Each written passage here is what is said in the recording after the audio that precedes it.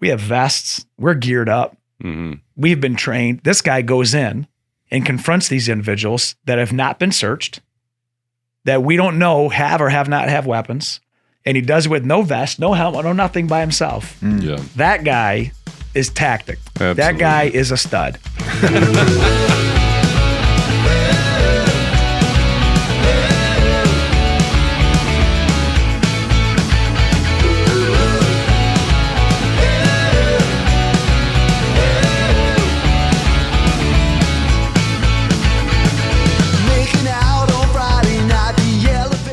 What's up, everybody? Welcome back, X5 Podcast. Happy Wednesday morning.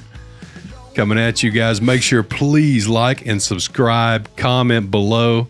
We have got a super interesting episode for you guys this morning. So, Charlie, before we get started, I want to unpack a couple of things right quick if I can. Sure. So, as most of you know, we just released an episode here recently with investigative journalist Chris Hansen. So, if you haven't seen that episode, we're going to put a link for it in the description.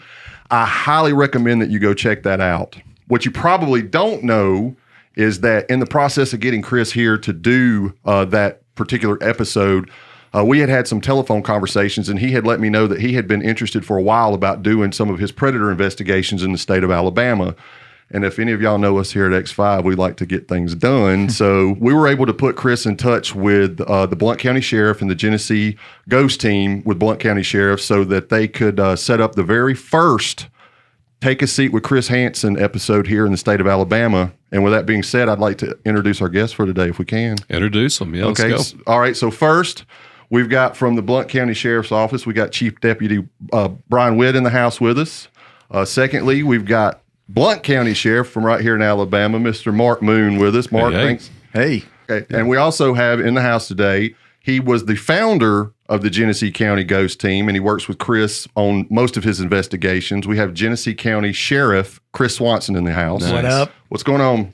And last but not least, in studio once again, Drum roll. there we go. We've got 10-time Emmy Award winning To Catch a Predator, Take a Seat with Chris Hansen, the one and only Mr. Chris Hansen. Well, What's it's up, good guys? to be here with this distinguished group of people. I appreciate it. Couldn't do my work without you guys. Glad you're here, man. It's a pleasure to have you back. Well, thank you very much. Yeah. I tell you, it was a great experience. As you know, Sheriff Swanson and I have collaborated, and I've been allowed to embed with the Ghost Team, the Genesee Human Oppression Strike Team, and Sheriff can tell you all about that. But they've done some amazing work and really written the book on some of this involving human trafficking and these predator operations. And so when we're able to connect, Sheriff Swanson with Sheriff Moon and do this operation, it was pretty stunning. And this is not new for you. No. A lot of the connections are made because good people find good people. Right. I like that. So I have a question for both of you. So how did the Ghost Team and these investigations go from an idea to what they are today?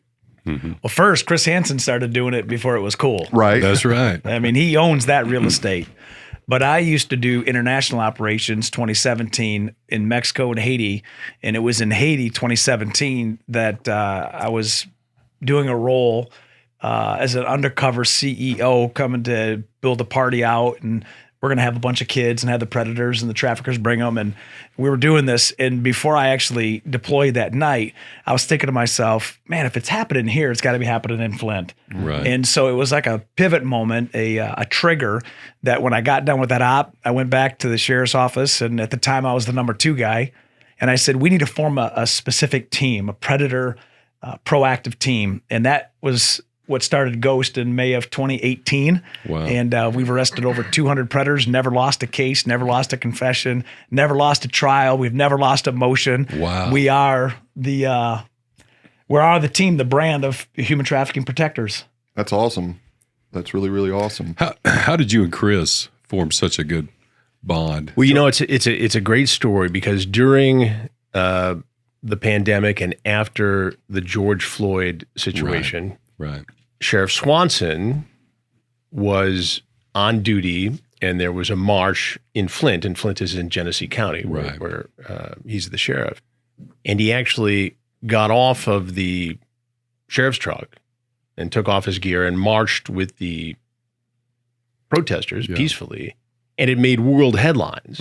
So during the pandemic, I was doing a show on YouTube and twice a week because that's how we were doing television in those days. Right. And I had reached out to the Genesee County Sheriff's Office to get Sheriff Swanson on my show, which we did. And then I said, well, I'll shoot up there and see you one day, or we'll have coffee or lunch or whatever. And we started talking about me embedding with what the Ghost team was doing. And so for the last 3 years, really, we've been doing that and spreading the word about this very important work. But Charlie, I got to tell you that there's another fun fact about that interaction that I had with him that he didn't say.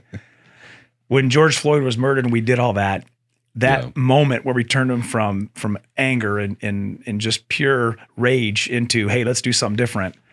It reached 3.2 billion people in 24 hours. And I was doing interviews around the world. And when I got my list that day, and I was doing 15 to 18 a day, they said, hey, Chris Hansen. And I had heard the name. We'd never met. And I'm doing the interview, and there's a little tripod on my desk, and I'm just talking. And, journalists are sneaky. Right. They're tricky. Yeah. And you always got to watch the last question.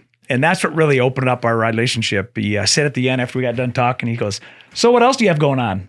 And I said, well, we fight human trafficking, and boom.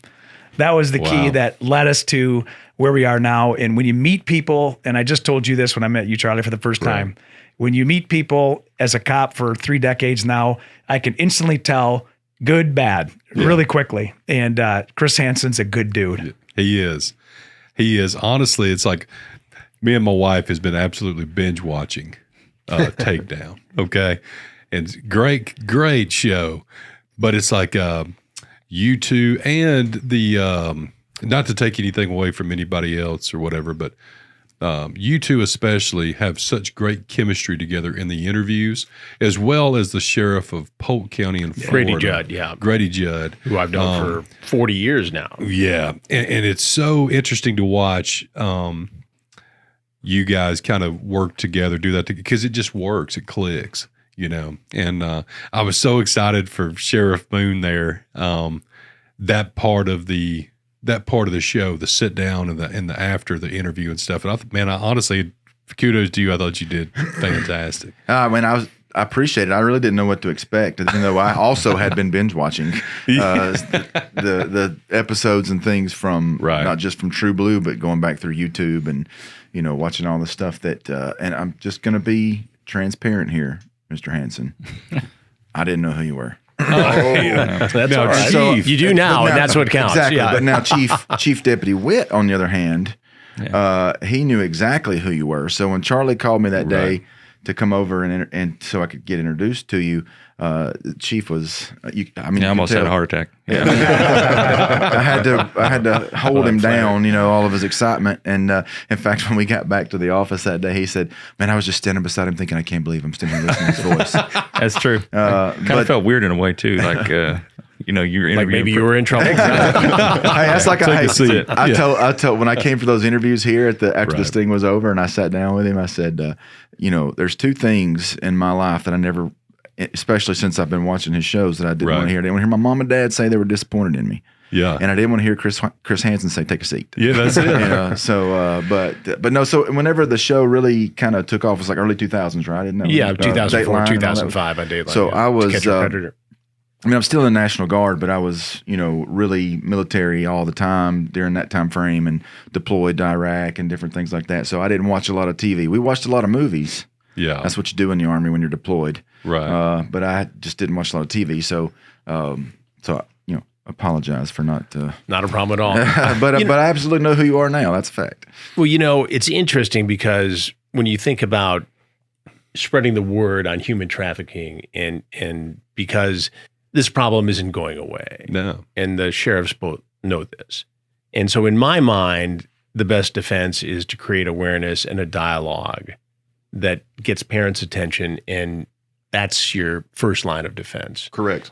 And, if you'd asked me 20 years ago, and it will be 20 years in March that we did the very first investigation in Bethpage, Long Island, if we'd still be doing them, I would have said, there's no way. We'll do this 2 or 3 times, and nobody's going to show up. But here we are in Blount County, Alabama, just weeks ago, and we had 2 we had 3 guys show up in 2 days. That's right. Yep. And many more probably out there wanting to come. Well, you said, I think if Sheriff Moon, you can correct me if I'm wrong. At one point, they had 30 to 40 people on the hook in the chat conversations. I know there was over 153 conversations Right. with potential predators at one point. Wow. Yeah. That doesn't include the chat rooms. That's just a conversation. With Right. They chatted over 200 people. Yeah. 2 of my chatters. Hey, my wife is back there. Hey, come on in here and sit in this seat. Come on. Get in here. Now you're going to make me look stupid. If you're not.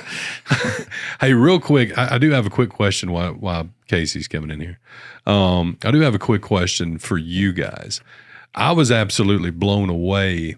Chris has been doing this so long, very good at his craft. But then to see Sheriff Swanson's team, Ghost Team, it was like watching an assembly line. That team is so pro and so put together, and it is amazing to sit back and watch them work because they go through all this so much that they already know. Okay, well, this is probably going to happen, so we'll be ready on this side or blah blah blah. It was just unbelievable, and Andy and all and the people up there just were a joy to be around, and an absolute just. It was an honor to watch them work. What you've done They are with that team is fantastic. unbelievable. They are absolutely fantastic. Seriously. So I'll tell you this, though, being a viewer, watching the show, and then being in the background, seeing all the moving parts, like Charlie was saying, like how technical and how they're on top of this and on top of that. Your mind just can't comprehend how all those things are going on at the same time from start to finish. And he's right. It's incredible. What you see on the show is absolutely just tiny compared to what actually happens. Yeah. I mean, and again, Sheriff, just going back to your people, how super professional they were, how obviously very experienced and trained.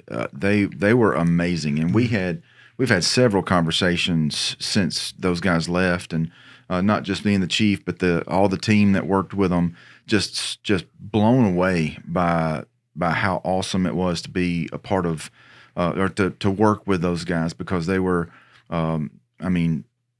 Extremely just top notch. Yeah, we didn't want them to go helped back. us walk through. Yeah, like I said, they had to hold our hand through this. We've never done this before. And again, just like we said, what we see on your show is just a minor part of what actually goes on.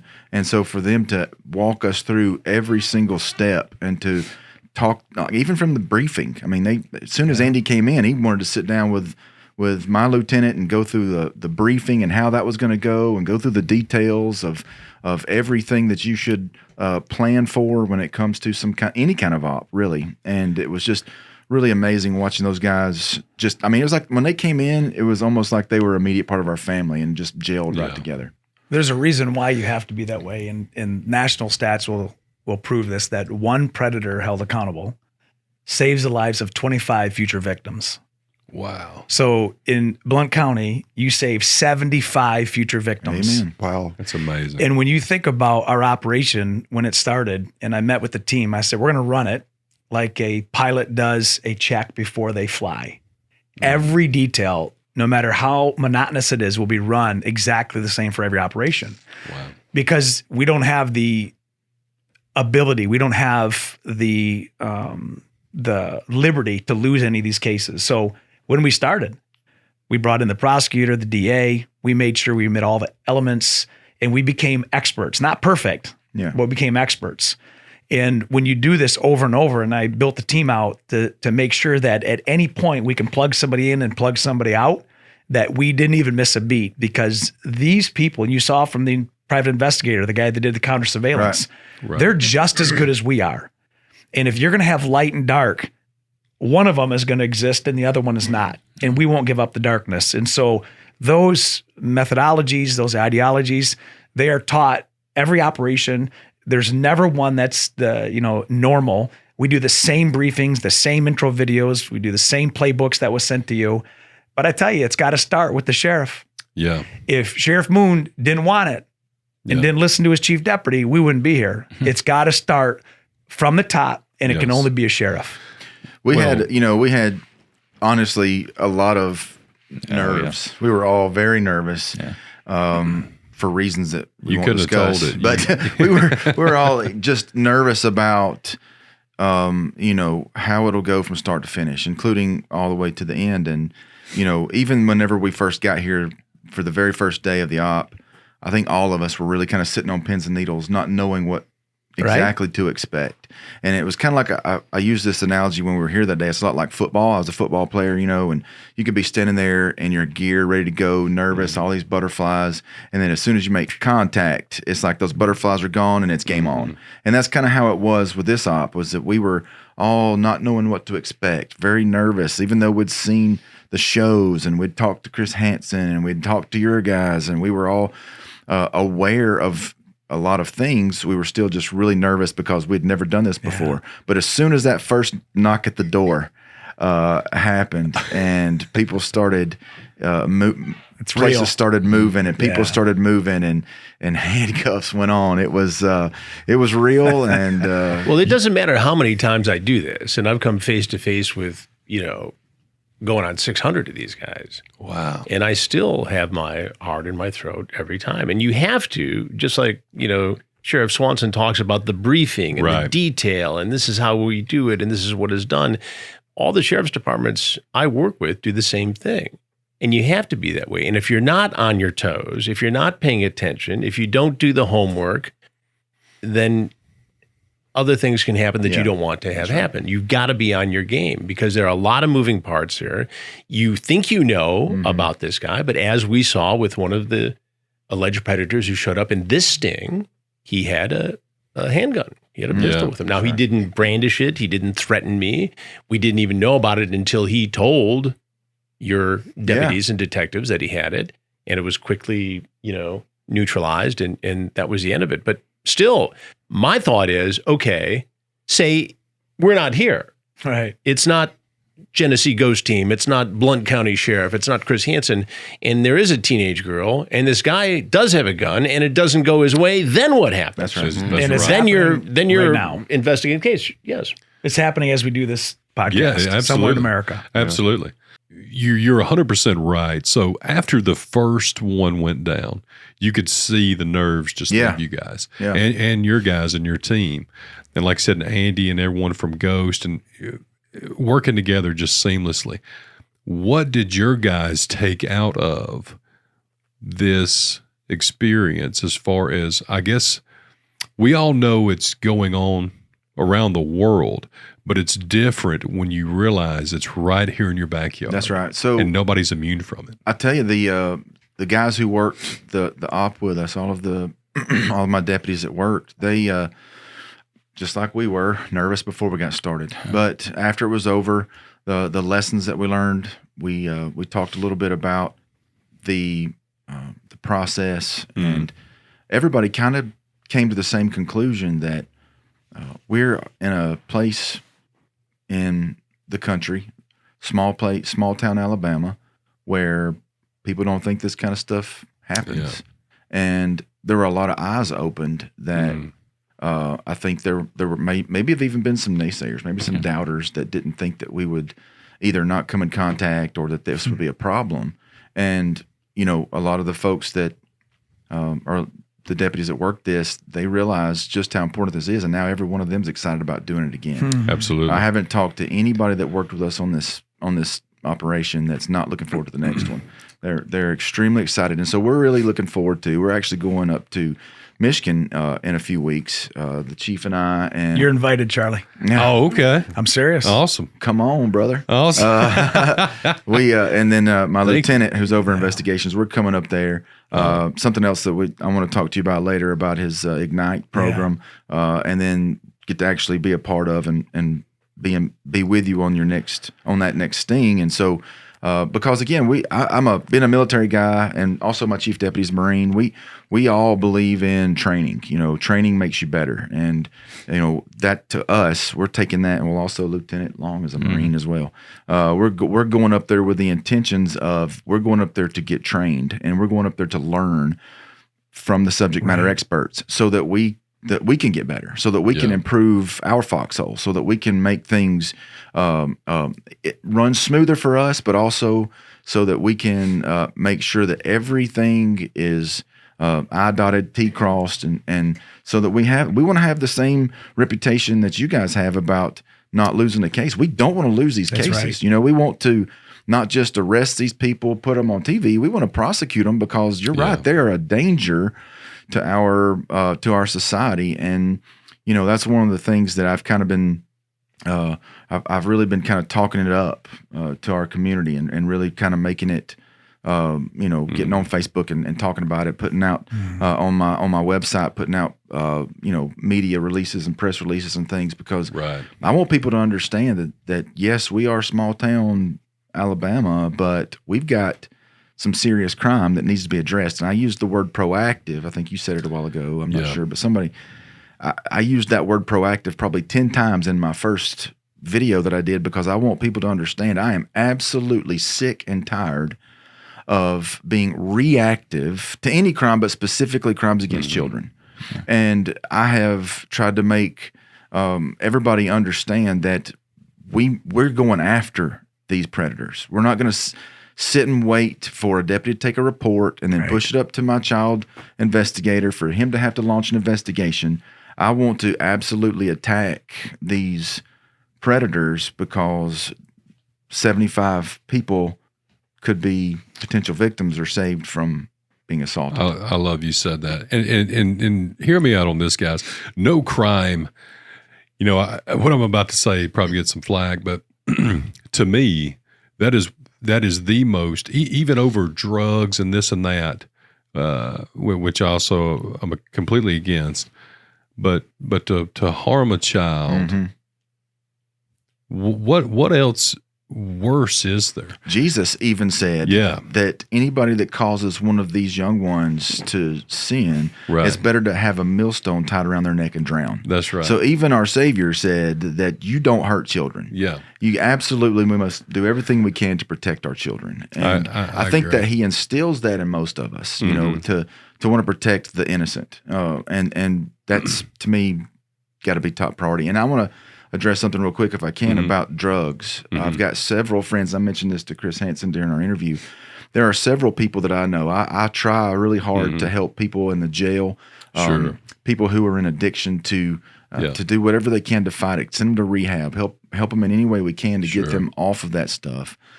And I've got several friends that I'm close to now that used to be addicts. And the overwhelming majority of drug addicts had some kind of sexual trauma in their life when they were a child. And they'll tell you that. And I had a conversation with a lady today, Mr. Hansen, I'd love to share this voicemail that I got with you. And I asked this lady if I could introduce you to her. And she said, sure, she'd love that. She left me after the sting and after we'd done our press releases, she called and left a voicemail on my phone, just squalling, you know, talking about how she had taken in a child who had just went through this long story about how her family had been sexually assaulted and sexually abused and physically abused, and so she took in one of the kids. And you know, I was telling her that same story about how people who are typically addicted to drugs had some kind of sexual trauma in their life, and it comes from a parent or a step parent or an adult that comes in their house a lot. And so I would really love for you. When I talked to her today, I called her. I said, look, I've waited for a week to call you because every time I listen to your voicemail, I cry like a baby. So I said, I needed some time to be able to swallow that so that you wouldn't, you know, hear the sheriff crying on the phone or whatever. But anyway, I hope that one day you can. Absolutely. Well, you know, you talk about, you know, victims knowing they're predators, but with the internet now, you know, when I was growing up, and I'm probably the senior man in this room, we were told, don't talk to strangers. That's right. Good advice then, good advice now. The problem is, and we see this front and center in these investigations, the guy who's a stranger on Wednesday is so adept at grooming, as your chatters, your decoys know, that they're not a stranger by Friday or Saturday. And they worm their way into children's lives. And we saw it in the chats in this investigation. You know, they talk down, or they talk at a level they think is acceptable to a teenage girl. And then they show up knowing what they're going to do. Yeah, this one fellow showed up and he brings his whiskey and he turns to the refrigerator to put ice in his glass. And meantime, your deputy has left and I have come out there. And I said, what are you making for a drink there? And he just about jumps out of his scared skin. him to death. And the ice cubes come out of the glass. But this guy was built. This is the guy who claimed to have been a private investigator and done all the background on the house. You could have whipped him. You could have whipped his tail. Well, I had a big, strong boy. That's what everybody always says. Boy, aren't you afraid? I said, do you know who's behind the door and the walls? I said, that guy had to have he'd get one attempted punch in before this team would be rescuing me. There's no greater challenge in front of you that you don't have a greater power behind you. That's exactly right. That's exactly right. Well, the problem today, though, that you guys have to combat, like you said, and even when I was young, it was don't talk to strangers. But now you've got all these outlets for people to do this on. It seems like it would be just a never-ending battle trying to keep up. I can't even keep that. up. I'm sure your team's the same way. It's hard to keep up with it. A new app comes out every month. Right. I mean, and it's global. That's why we've changed. And I'm going to tell you, Sheriff, Ghost can be adopted to any team in the country. We want that to be the brand. So instead of Genesee, we've changed it to Global Human Oppression Strike Team. Okay. So Ghost can be taken by Blount County. And great. Hey, so what you're telling me is the same thing that every sheriff in Alabama has told me, is that I can steal it. You can steal it. You can steal it. I think it's growing the brand. I see what you're saying. Yeah. And it's also some education and certain ways to go about doing things that comes with that brand. So that's great. Yeah, every time we sheriffs in Alabama get together, especially at the new sheriff's conference that we have every 4 years, you start talking to these new sheriffs about, you don't really know what you're getting into kind of thing. And some of the older sheriffs even told me when I was brand new, they said, look, you see something we're doing you like, plagiarize it. We don't care. That's right. Just take it. Yeah. To fight human trafficking, it takes education, which is what we're doing here, awareness, which is what we're doing here, the actual enforcement, which is what Ghost is, and then the aftercare. Because not everything that we're doing is rescuing people, but it's also the proactive. But when we do rescue, what do you do with them? These people have been sexed 20, 30 times a day. Mm-hmm. No days off, no holidays. And when you rescue them and they have STDs, they have physical trauma, emotional trauma, psychological trauma, what do you do with that? I mean, just before the show, I'm dealing with an incident that involves a 15-year-old from our county and a predator from Georgia. And he convinced this kid to send a masturbation video to this guy. Now he's sextorting him to send more. Oh, yeah. Jeez. And so when you look at why would I come down here to Birmingham and then drive up to Blount counties, because my people drive here. Because the predators could be here. The predators could be in Flint. Your victims could be from here. The victims. That's why there's no walls. And I appreciate you using your platform. I appreciate Chris. And I want to tell you, he won't say this, but when we are that team behind you, we have vests. We're geared up. Mm-hmm. We've been trained. This guy goes in and confronts these individuals that have not been searched, that we don't know have or have not have weapons. And he does it with no vest, no helmet, no nothing by himself. Yeah. That guy is tactic. Absolutely. That guy is a stud. He's like herding. Well, he's like you can tell he comes at the right angles. He knows what to say to disarm them. As I say, you do something for 40, 42 years, you start to get okay at it. And I've been in some tight spots before, but it's one of those things where you hope at least they're just as afraid of you as you are of them. Right. And if you can maintain control of the situation, it doesn't always work, and not everybody talks, but the vast majority do talk. And I think it's because they're either caught and they don't know what the hell is going on, and they're scrambling to try to figure out a way out of this. Or more often, and we saw this in one of the last Ghost operations, guy walks in and says, "Before I can speak, you're Chris Hansen." I said, "How'd you know?" "I watch the shows all the time. I listen to the podcast." I said, "Well, wait. You watched the shows, on TruBlu, on NBC before that, and you listen to the podcast, and you still showed up." Mm. And it goes back to what a lot of people think, and I agree with this. This is an addiction. It's a compulsion. Yeah, it is. And it's often fed by porn addictions, child porn addictions, and then they get to the point where they have to fulfill this fantasy. It's like a heroin addict. Yeah. They know there's a 20% chance there's fentanyl in the heroin, but they're going to roll the dice because they want the heroin. Right. These guys know there's a 20% chance it's going to be Sheriff Swanson, Sheriff Moon, Chris Hansen, any number of sheriffs. But they're going to roll the dice and they're going to show up. And I don't think this is going to. I joke with my partners at TruBlu, my streaming network, who put together Takedown, the show. And I said, maybe one day nobody will show up. I said, I would love to do a cooking show in Italy or my Scandinavian homeland. Wine tasting or something. It would be great. But I don't think that's in my near-term future. Going back to that 20%, it's obvious, and you see it in people's chat logs whenever they're asking or saying, you're the police. They'll even talk back and forth. You're the police, aren't you? Yeah. And well, he gets mentioned by name in the chats. You'll hear, tell Chris Hansen we said hello. Yeah. And it happens down in Polk. I said, is this a Chris Hansen? I can't wait to see some chatter say, I am not coming up there so Mark Moon can put me in jail. It's going to happen. Wait for that. It's going to happen. Well, we talk about how, Chris has just this awe in getting them to sit down.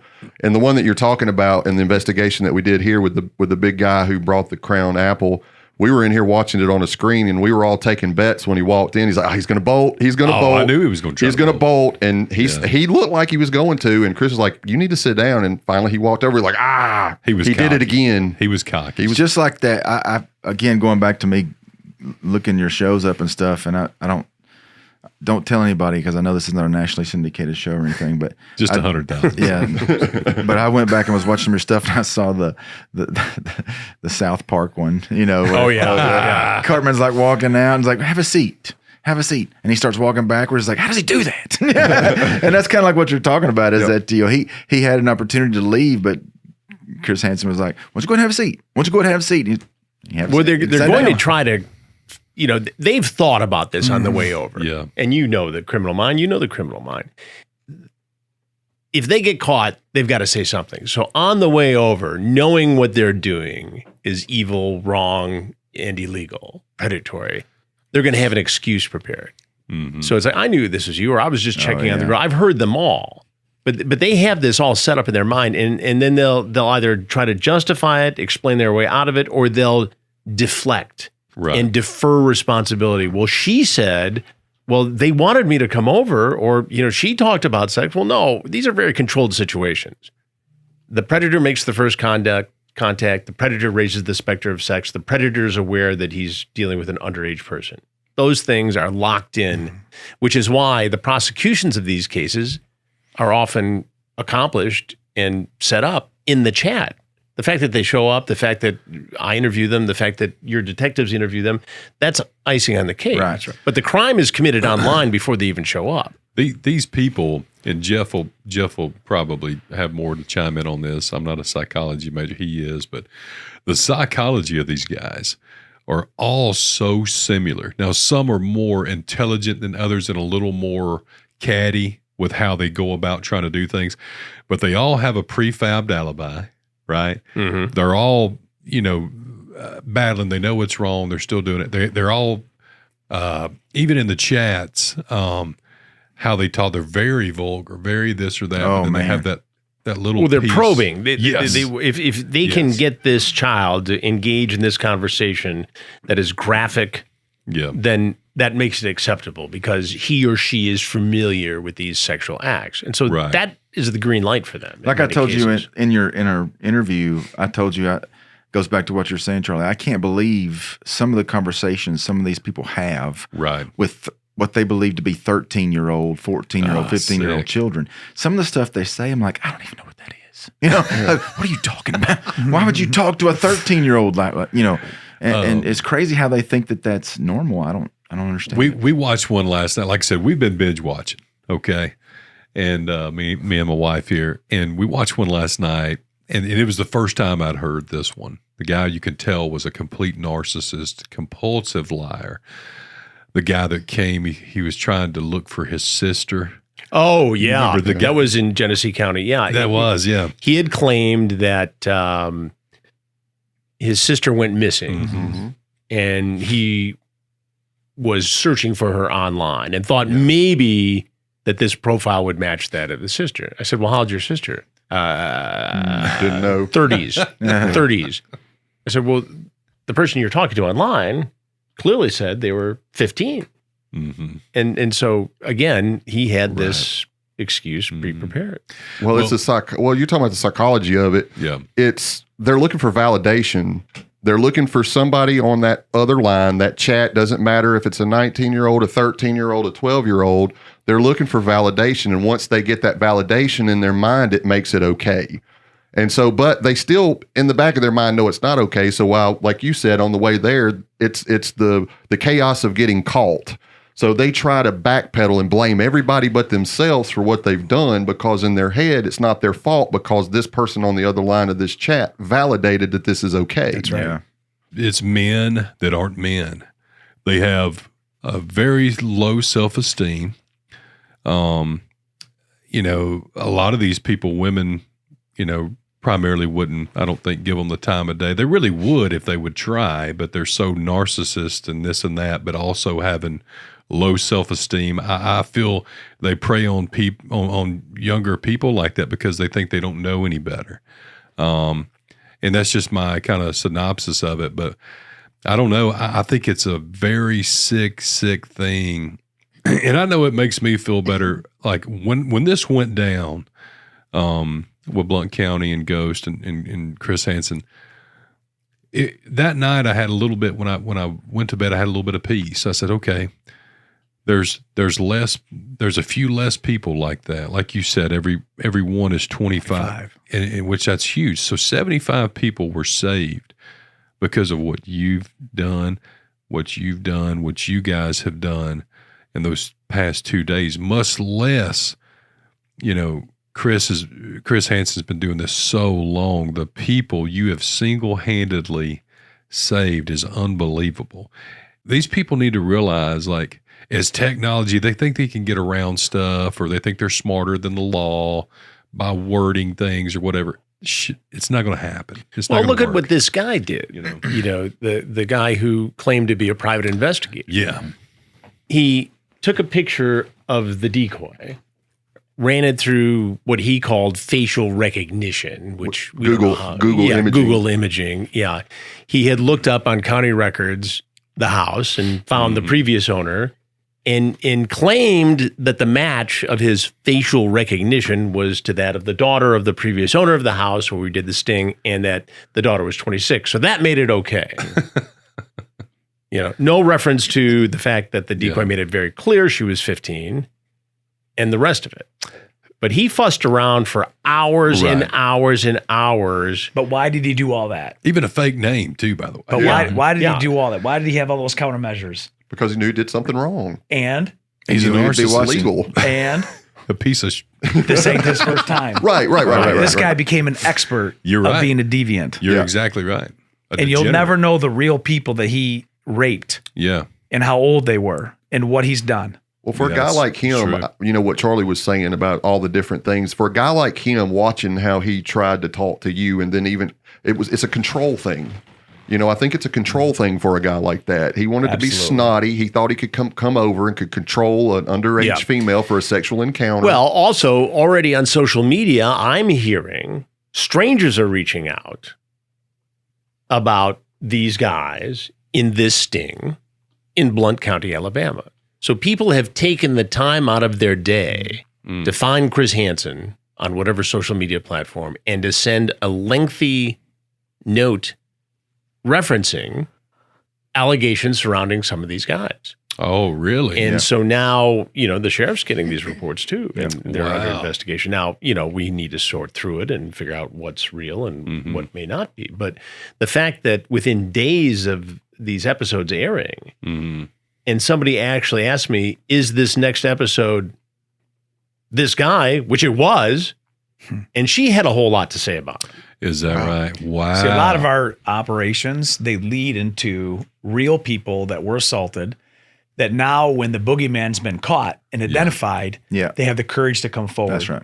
That's why we do the press releases. That's why we do the pictures without demonizing them. They still have a right to go through their trial, but we know that there's other victims out there likely, and that they can come forward. And I can't tell you how many times that's happened. Right. So these spinoffs are vital. That's a whole new, like, In how many times has a guy told me it's his first time? He's never done it before. Every time? every episode. Yeah. Every episode. And how many times do you think they're telling me the truth? Never. By the way, don't assume that it's just men. By the way, there's evil women that we have arrested that have been part of the network. We have male-female couples that want to have sex with a 12, 13, 14-year-old. Wow. One of our first operations in 2018 was a male-female, and he had a 2-year-old and she had a 6-month-old, and the girlfriend, was allowing him to have sex with a 6-month-old because she was filming it and they were monetizing it, and that's what happened. Once we did the ghost stop, that peeled that layer back, and that's what we found. And they're in prison today.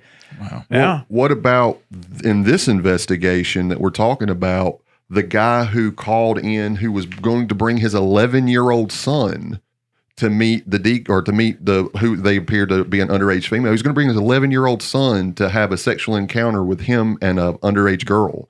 It's just like, this is unbelievable. The phone call was chilling. Yes. And to this day, we're not exactly clear as to what the situation really was, but the scenario was a guy who was a trucker from California who was traveling cross country with his 11-year-old son, and he wanted to hire this 15-year-old for sex, and he was willing to give her $3,000. Yep. And so the deputy or the detective who is posing as the girl is listening to this, and I'm listening, and the crew's rolling, and we're all trying to sort through what this is. And is this somebody really going to show up, or what's happening here? We still don't know, as far as I can tell. I know they're running it down and they have the conversation, but the person never called back to set up the actual meeting. Well, frightening though. Yeah, to think about. We were talking to some of the Blount County Sheriff officers, and I mean, we were under the speculation that what if it was a kidnapping? What if this guy was using this child for sex trafficking? I mean, there's just so many different things that could be. His own child, and you never know. You don't. Sheriff Swanson, let me ask you a question. I'm just over here kind of brainstorming and listening, to everything. What could we do? How could we help expand Ghost in at least every state in the United States? For a sheriff's department, big or small, like to be able to contact you guys and set something up to where it is a continued education. It's a close network across the country to be able to grow that and to grow Ghost, because with you and Chris Hansen, it's you have it down to a complete science. Honestly, you really do. And I think that everyone should be able to benefit from that and to grow that as a network, like I said, and take that kind of even further. Well, here's a couple ones. Number one, Chris and I are operators. Mm-hmm. Sheriff Moon in DC, we're operators. We're right there in the thick of it. But not everybody has that ability, and I get that. Everybody wants to. But I think the platform that you have here and the platform that other people have can be that expansion common denominator. I would love for maybe this podcast to be sponsored by Ghost, not monetarily wise, but stand for good. Yeah. And that, hey, everybody, this podcast, don't forget, is also Ghost certified. So not only did I make a playbook for all law enforcement across the country, a digital playbook of 12 modules that show them how to do it, and I will send people, but the Ghost certification program is 3 videos that are very, very intense, that actually have conversations of predators, and people that don't know this world watch these 3 videos. They have a study guide. There's a test at the end, and you become Ghost certified. So now you know what to look for.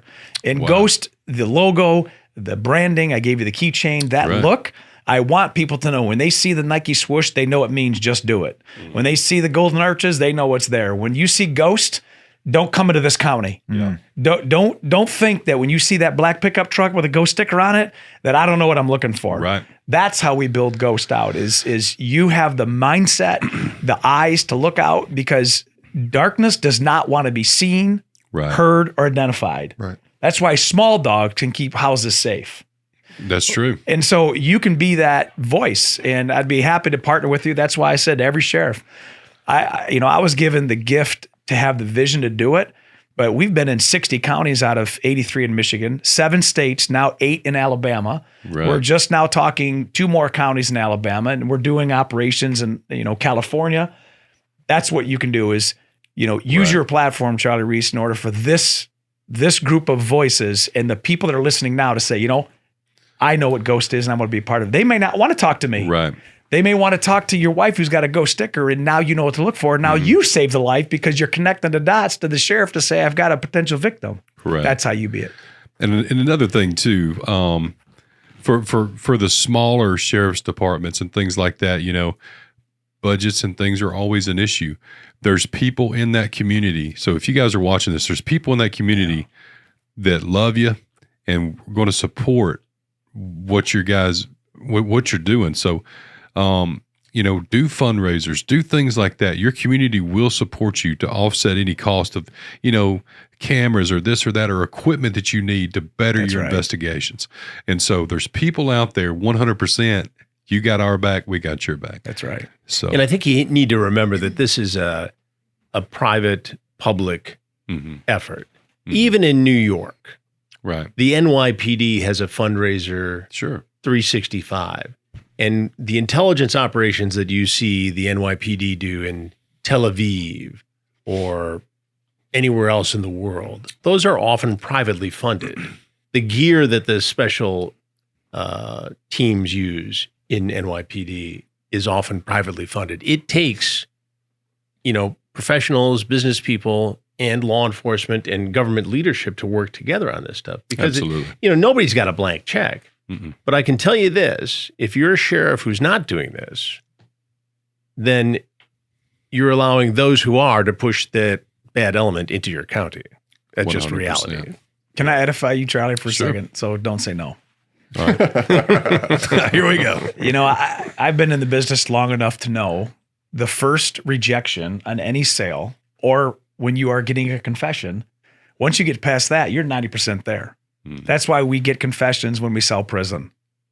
When you get somebody in front of you and you're soliciting that interview to get them to say what they did, knowing they're going to go to prison, how do you do that? You just knock out their objections. The number 1 and 2 objection sheriffs in America is I don't know how to do it and I can't afford it. So when I called Sheriff Moon because Chris laid the foundation, I said, Sheriff, you got a baseline. That's all I need. We'll bring the rest. Check. Number 2, I said, do you have somebody that can help fund? Just put our people up and just fly us down there. I'm not charging you for our staffing. I'm not charging you for the time away. He said, I got a guy. And that's you. So I just want you to know that we wouldn't be here if it wasn't for the heart of you. Amen. And the fact that you had built a relationship with him. And that's how it gets done. People take care of people. Well, and thank you for that. And Mark, and not just Mark, but his whole team and Chief, over the last years, we've built a not just a relationship, but an honest friendship. That's right. Because law enforcement, especially now, has got this horrible view that it's not cool or it's not respected or it's not this. And at the end of the day, these guys every day, whether it be a traffic stop, whether it be a crossing guard, whether it be some, all levels of law enforcement, at the end of the day, is keeping us safe, keeping our children safe, our community well, business well, everything. And so it's the unsung heroes. And that means something to me. And, we've had that discussion many times, you know what I mean? And so thank you guys, honestly, for keeping that first. But it's our job as cops to give people a reason to believe that every day because we don't help ourselves. When we're killing people in broad daylight or we're a jerk on a traffic stop or we don't follow through with a complaint and we try to make this, listen, I'm the first to blame us for the problems that we have. But I also know, being a 3rd-generation cop and dealing with Chris and dealing with Sheriff Moon and others, that it's our job to make sure that you have a reason to believe that every day. Because I do love what I do, and I'd give my life like any other cop would, good cop. Yeah. But I have a duty to make sure that Blount County deputies are in good favor by the work I do up there, because this is a brother sisterhood. Yep. Oh, Mark's got a heart the size of this building. That's true. I mean, he really does. He, the stuff he does with people and the outreach, and I won't get into too much of his personal stuff. It's just amazing. It's very impressive. And That's why sheriffs can do anything. Yep. Proud to have him, as our sheriff. And Chief Whitt is probably one of the best buck dancers you can. Hey, he's going to demonstrate show. What is a buck dancer? Oh, you don't want to know. Stick around, Sheriff. I'll show you. I think we're about to get a Southern education. Oh my gosh! First time I ever. Alabama We'll teach you education. what buck dancing is. We'll take y'all snipe hunting. Oh yeah, God. amen. That's I right. just gotta say, I love getting buck naked or whatever.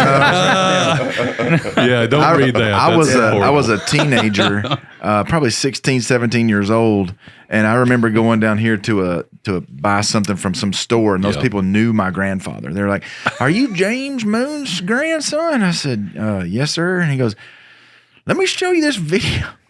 He pulls out this back in the VHS days. He pulls out this tape and puts it in a VCR and shows me this video of my grandfather buck dancing at some.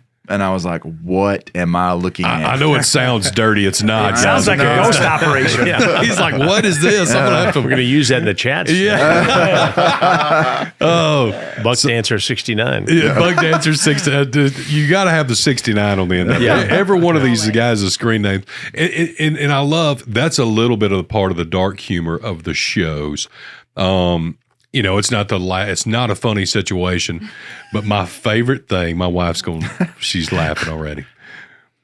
I love He will seeing. be rolling on the couch.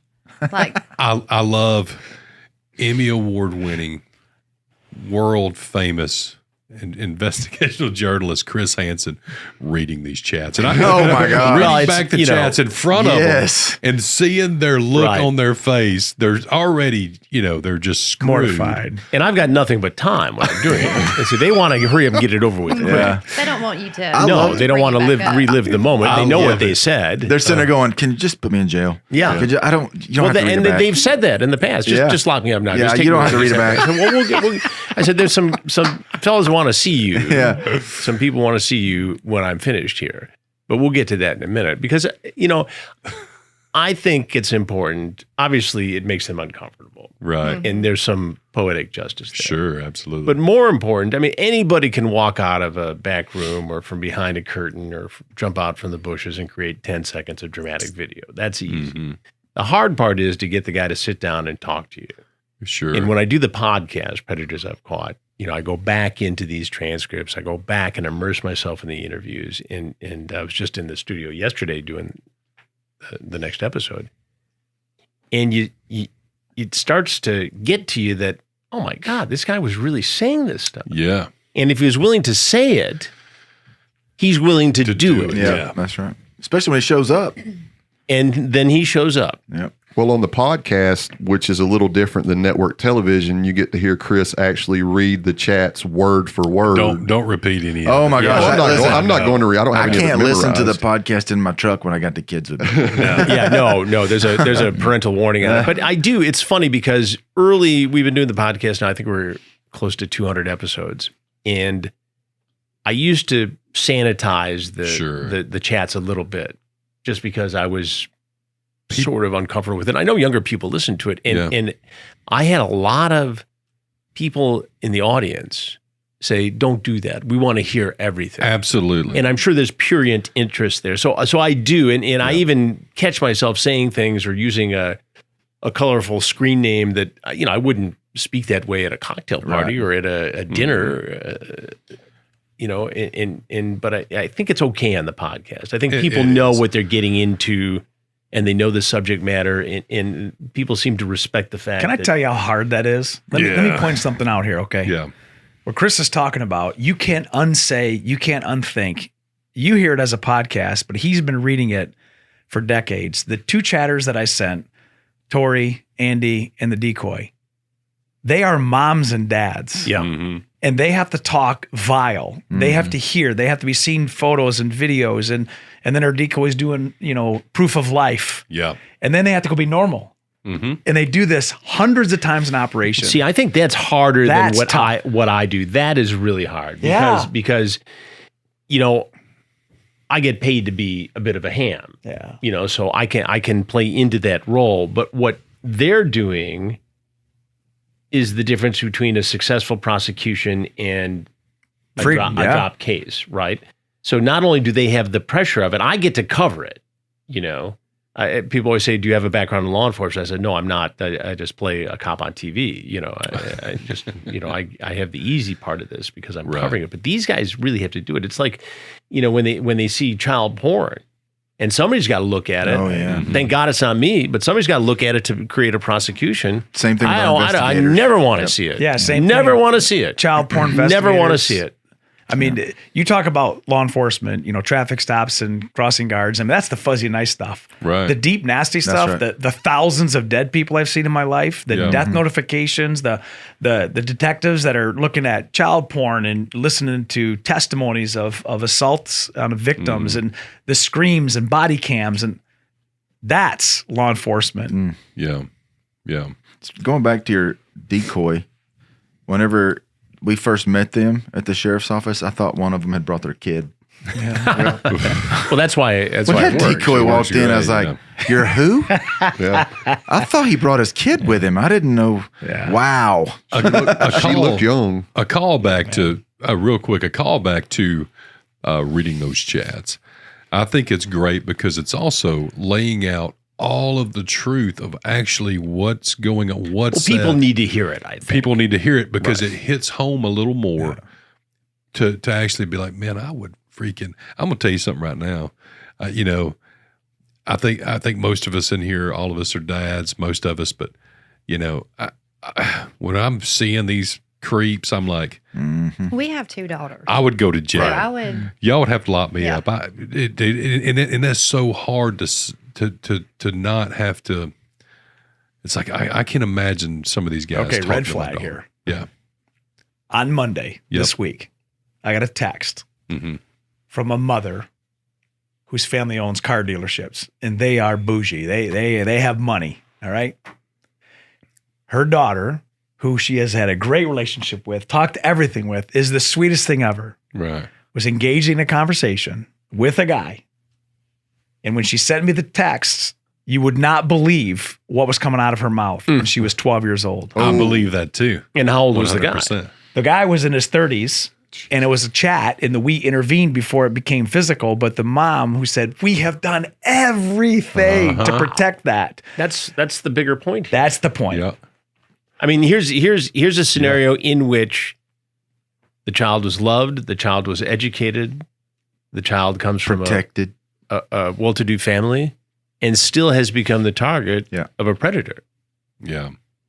Well, It's just like drugs. There's no bubble. Well, the other thing that poor, shocks me, color of skin doesn't matter. We've done some of these documentaries on TruBlu, specifically one out of Genesee, a fellow named Peter Pedjick, who victimized a 12-year-old girl who was lured out of her bedroom window to meet a guy in his 20s, 26, I think, in a church parking lot. Now, they met on Instagram, right? Not some dark web, sinister spot where a child went to go be naughty and to disobey her parents.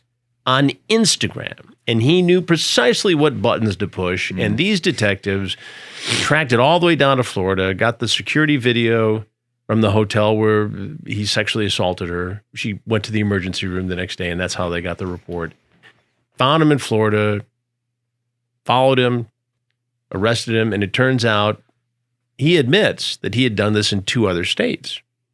So what's to stop him from coming to Blount County, Alabama? Nothing. He'll go wherever the child is. That's right. The predator goes where the prey is. I mean, it goes back to what we were talking about a while ago about that truck driver. You know, he's from California, driving across country, found this place to talk to this 13 or 15-year-old girl and was willing to drive 11 hours to come right through town. Yeah, to Blount County, Alabama to meet this girl and bring his child with him. I'm going to tell you what the best thing about all this was for me was watching this from back, not even being involved in the arrest, the adrenaline rush that you get watching the handcuffs go on these guys after Chris has set them down and gone through these chat logs, and you're just like, whoa. Then you see the officers come out, put them in cuffs and walk them out, and you're just so jazzed about it because justice hopefully will be served on people doing things like this. It's absolutely incredible. You felt like a real police, didn't I you? did for a minute there. Hey, sit around for the majority of the time for 5 seconds of your heart rate going through your roof, and then the adrenaline dump. It was worth every moment. Moment. Let's be honest, guys, okay? Sheriff Swanson, you went down here for this one, but Mr. Hansen, all these guys will be able to tell you. Now, for a sting operation, it was set up pretty bougie. Look. We were very comfortable on this. I brought Chef Rob in. We had a full buffet of all barbecue, whatever kind of desserts. That banana pudding's amazing. Arcade game. Look, we were. Thank goodness there's no foot chase. We was in a food coma. Every one of it. We had a good time. We were watching everything, but the guys that were over here, man, they were still so glued. They were watching every move, every this, every that. Their communication was stellar. But it's still, like I said, if that's how a sting goes down, we're going to have to implement. That's not a typical sting, Charlie. No. That's not typically how it goes down. Typically, we're sitting in a car, with a pair of binoculars like this for hours on end. The plumbing goes bad in the sting house, or the windows don't close, or you can't control what happens outside the sting house. I mean, we've had stings where a state police helicopter has been above chasing another suspect and scared everybody away. Right. We've had, tornadoes where nobody went out that night. We've had all kinds of things, but the reality is that no matter where we do it, people are going to show up. Predators are going to show up. In spite of all the other extraneous factors. Some of your listeners right now, I guarantee, are thinking, why do you talk about it? Because if you tell everybody what you're doing and when you're doing it, let me assure you this. Doesn't matter. It's more important that if we talk about this, that there's a predator out there that may be listening right now that has not acted. Because it starts like an addiction. It starts here to the left and it goes deep over here and you wonder how you got here because it's those micro moves, but maybe these kind of podcasts and this conversation keeps them from acting out. They go get the help. Well, you're right, Sheriff. I've had people who whenever we were advertising what we had done, people were saying, "Why are you?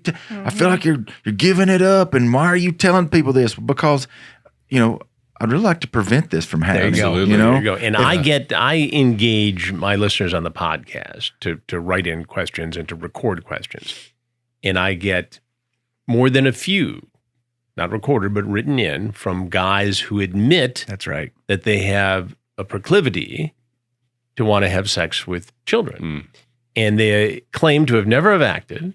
They claim to be in deep therapy, and they work hard every day to not put themselves in the situation. And they listen to the podcast and they watch the shows, the Takedown shows on TruBlu, and they're reminded that if they don't stay disciplined, they could slip and do this. Now, the fact that these guys have the guts to write that letter, to send me that email, says a lot to me. Yeah, sure. And the fact that they say, at least, that the investigations and the podcast keep them or help remind them not to offend, what does that tell you?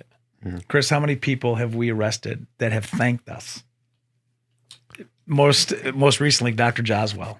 Yeah, I saw that interview. Yeah. Thanked us. Yeah. And if people haven't seen that, it's on TruBlu. And Dr. Joswell is a 61-year-old physician who surfaced in a sting trying to meet a teenage girl, walked in, patted her on the behind. Oh, that's the one we keep trying to watch. Yeah. After a very graphic chat. He was in his doctor's office, a general practitioner, family practitioner.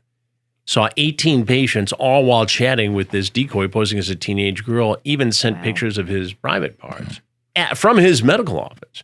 Drives over in his Range Rover, well-dressed, and walks in with Oreo cookies, red wine, and Coca-Cola for this child. Now, we interview him, and he has all the excuses and admits it doesn't look good and tells me all about it. And then when the deputies come in and the detectives come in to talk to him, he feigns a heart attack. Pulls a Fred Sanford. Yeah, pulls a Fred Sanford. And clutches his chest and goes through all that. And later, for the first time ever, agrees to do an in-depth interview with me. And he talks about his porn addiction. And he talks about how it led to getting caught in a sting and his arrest, and how he had to give up his medical license and his medical practice. And his wife stood by him and was actually there for the interview. But it it's a textbook case of a downfall of a guy who had everything going for him, but couldn't control this issue. And it was an amazing experience for me to actually do that interview. Yeah, we watched that. It's very just the other side of the coin because it's a follow-up one-on-one. Like I said, it was very interesting because I believe that's the first time you've ever done. It is the first time. I mean, I took obviously heat for that last week. Did you know that? No, what happened? The news talked about the plea deal. Oh, and said that he got a sweet deal because why didn't you send him to prison? And I said, listen, he pled to a felony. Yeah. He pled to the misdemeanor assault.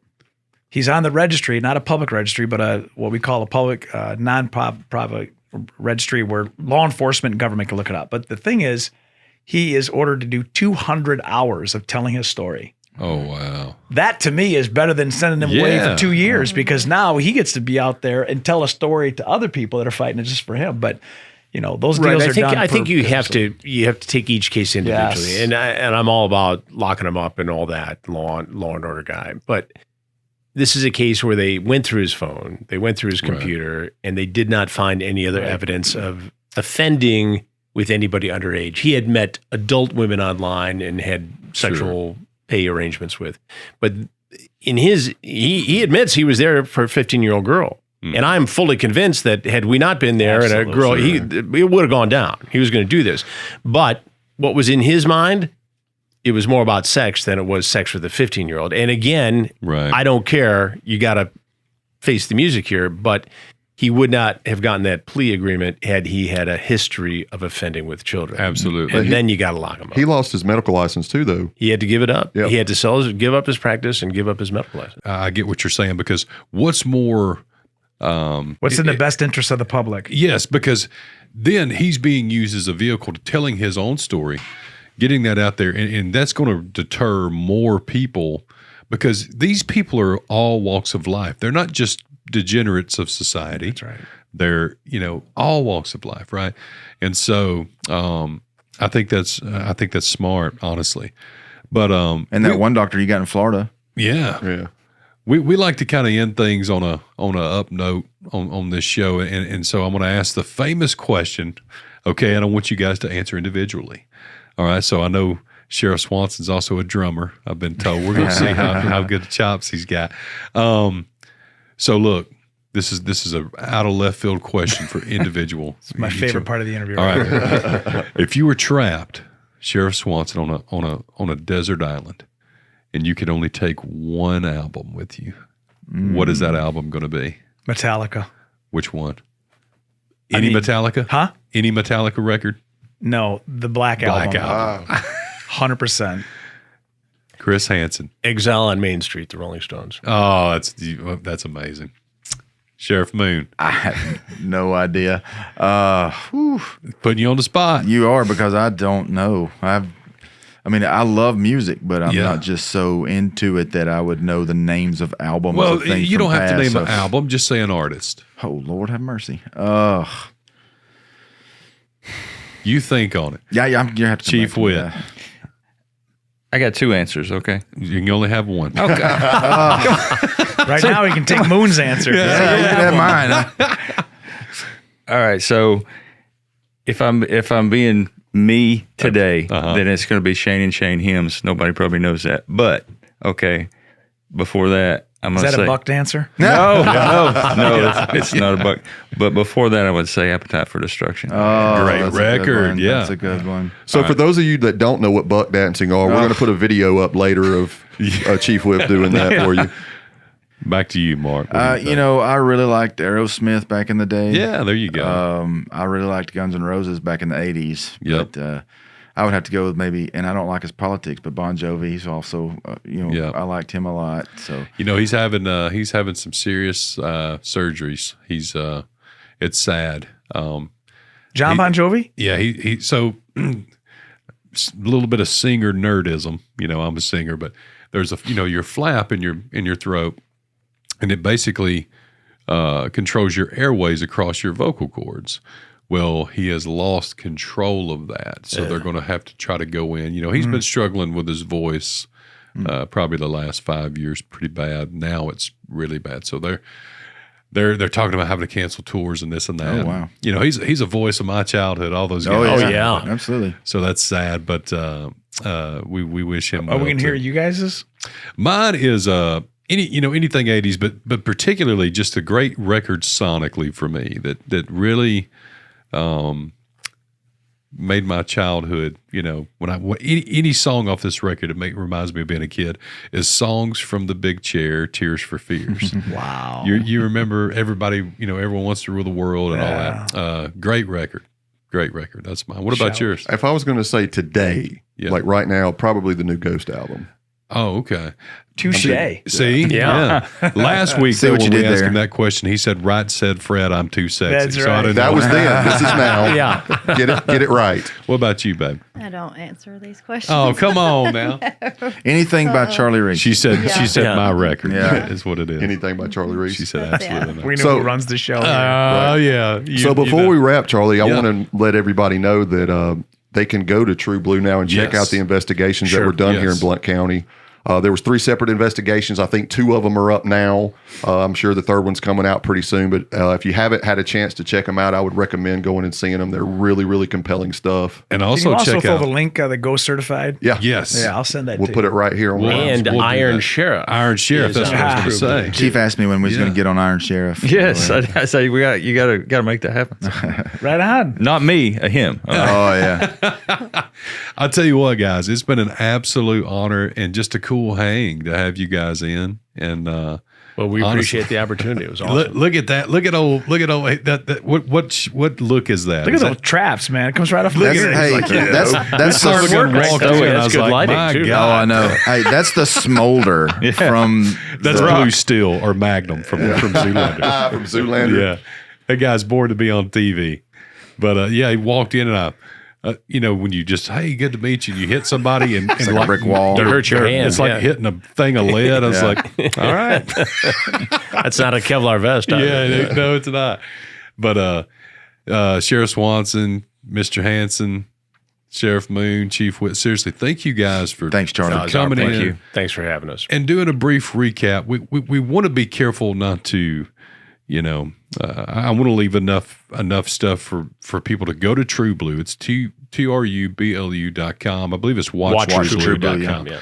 Go there, check these episodes out, but also check out. He's got 7 seasons of this, and it's honestly, when you start watching it, man, you can't stop. It's like, okay, we watch probably 8 or 9 episodes. We had a night. watch party last week. Yeah, we do. Oh, Every good. Thursday Last now. night, Yeah. Every Thursday a new episode comes out. Is Yeah. that correct?